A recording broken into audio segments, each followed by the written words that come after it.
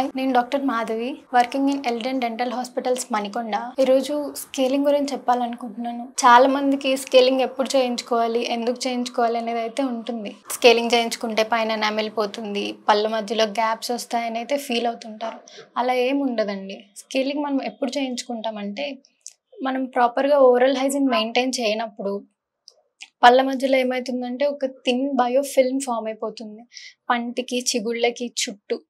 దానివల్ల ఏమైందంటే మనం సరిగా బ్రషింగ్ చేయనప్పుడు డే బై డే అది థిక్ లేయర్ లాగా ఫామ్ అయిపోతుంది. ఆ థిక్ లేయర్ని మనం గార అంటాం.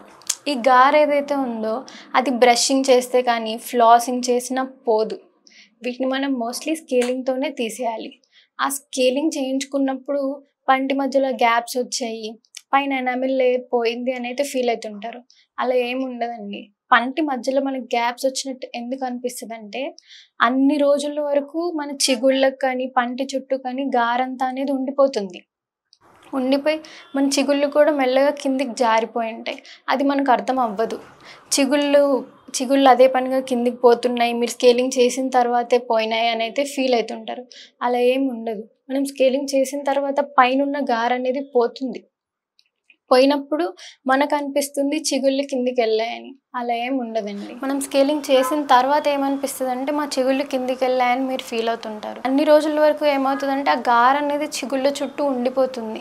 ఈ చిగుళ్ళు మెల్లమెల్లగా కిందికి జారి అందులో బ్యాక్టీరియా అంతా ఉంటుంది కాబట్టి అవి కింద ఎముక వరకు వెళ్తుంది.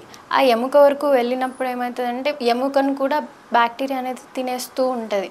మెల్లగా మన పళ్ళు వదులవ్వడం స్టార్ట్ అవుతాయి.